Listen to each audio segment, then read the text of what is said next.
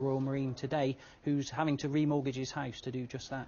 So what have Help for Heroes and the MOD had to say about all of this? Well, Help for Heroes says it has to spend the money where it's needed, and these recovery centres wouldn't be being built if it wasn't for their support. You can see the full report tonight on BBC Two, that's Newsnight, with a full interview with the Defence Secretary Philip Hammond, 10:40 on BBC Two. OK, Scott, thank you very much indeed. A man is in a critical condition after being hit by his own car as he tried to prevent it being stolen in Plymouth. Police say the 56-year-old ended up on the bonnet of the car as he tried to stop a thief from driving off along Melrose Avenue this morning. The victim has undergone emergency surgery at Derriford Hospital. Officers have yet to locate the suspect or the stolen car. It's a blue Vauxhall Astra LS, registration VN02EXV. Detectives are treating the incident as attempted murder. The police and Royal Navy have revealed they've had to chase some boat owners who've broken security rules protecting Olympic sailing events off the Dorset coast. But they say no unidentified vessels have got within 3 miles of the Olympic sailors. 2 boat owners are being reported to the local harbour authorities for breaking the rules. Steve Humphrey reports from the Devonport-based warship HMS Bulwark, which is coordinating the maritime security operation. The Royal Navy's flagship, HMS Bulwark, has been the nerve centre of the biggest maritime security operation ever seen off the south coast in peacetime. Her vast floating dock is able to accommodate landing craft and fast patrol boats. The operation has a friendly face, but lethal weapons are available, both at sea and in the Fleet Air Arm's Merlin helicopters. Bulwark's captain says it's the iron fist in the silk glove. The implications of a terrorist act, strategic implications of a terrorist act anywhere within the London 2012 venues are too horrific to imagine. I'm extremely comfortable with the force that I've provided in support of the police to ensure that that doesn't occur. Today, for the first time since the Olympics started, TV cameras were allowed inside the control room on HMS Bulwark, where the police-led maritime security operation is being coordinated. Here we've got Navy personnel, but just behind them we've got police and Navy commanders working side by side. Down here in the control room, more military personnel, but also some police staff, representatives from the Olympic organisers, LOCOG, and then just behind them, people from the Maritime and Coast Guard Agency. With the big police and military presence, no unidentified vessels have got within 3 miles of the Olympic sailing courses.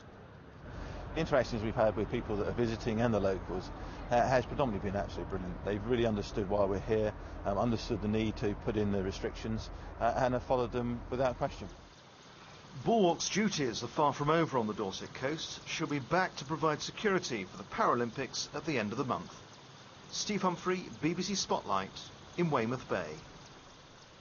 Well, today's Olympic sailing was called off because of a lack of wind, but work to secure a lasting financial legacy for Dorset off the back of the Games has continued. Yes, potential global investors have been visiting Weymouth, while local traders have been picking up skills in exporting. The events have been run by the government with Dorset Chamber of Commerce. Here's our Olympics correspondent, Simon Clemerson. Eyes fixed on the Olympics, but do they spy a business opportunity here too?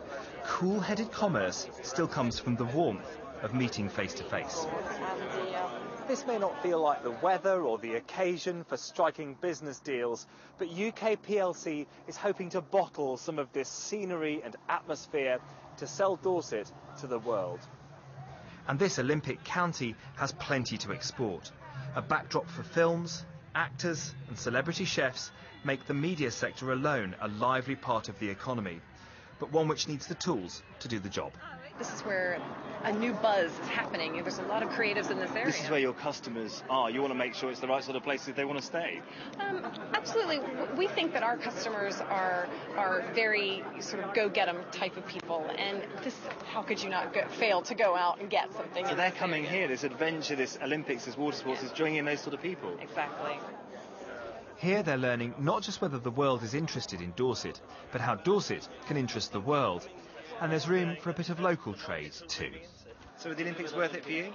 Absolutely. The Olympics have been fantastic, partly because it gives a good feel-good factor. So they're coming here with a good feeling when they get here. They want to do business. There's great positivity in Dorset now from having the Olympics here. People are talking about it, they're happy, a bit of sunshine always helps. The legacy of business past is never far away, but it's a legacy for the future which is crucial here now. And with Dorset already sharing in millions of pounds worth of Olympic contracts, there are high hopes that more international trade will follow. Well, Simon's in Weymouth for us tonight. Simon, has there been any progress with this then? Well, Natalie, no major deals on the table yet as far as I understand it, but UK Trade and Investment, which was behind these events, is under pressure to double our exports to £1 trillion. Every pound raised in Dorset will be crucial in that. I'm joined now by Julie Cleaver, who's from the local Chamber of Commerce. And Julie, you were at today's event. No racing, so the business is still doing business.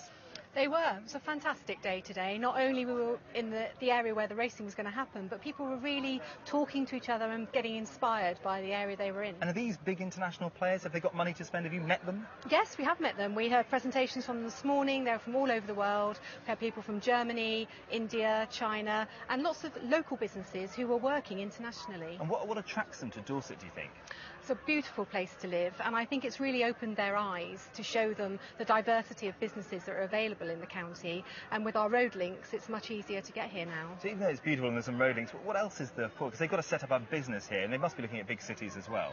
They are. I think Dorset is a beautiful place to live, and there's great businesses down here. It's creative, we have lots of different industries, and it's just a really good place for inward investment. And do you think the Olympics finally, just briefly, has been a draw?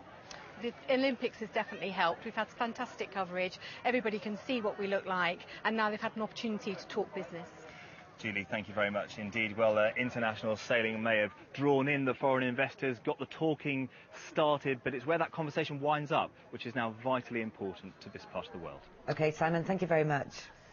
Now, an investigation by BBC South West has found that around 3/4 of council-run schools in Devon and Cornwall contain asbestos. In Cornwall, it's been revealed that 70% of the council schools have asbestos. In Torbay, that figure is 61%.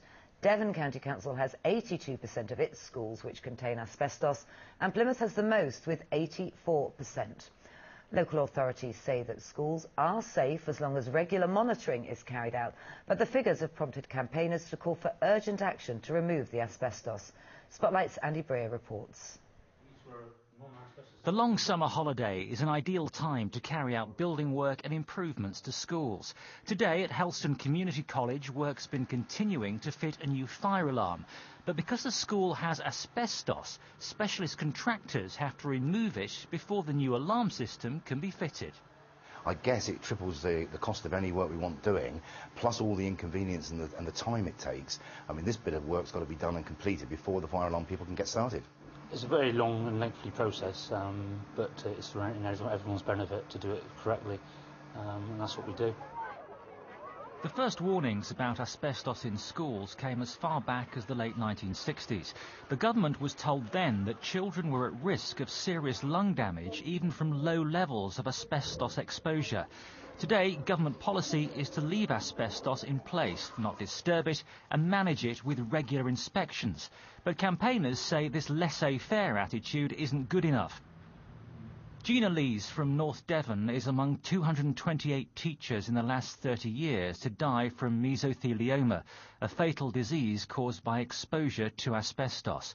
For the last 10 years, her husband Michael has campaigned for asbestos to be removed from our schools to protect pupils and teachers.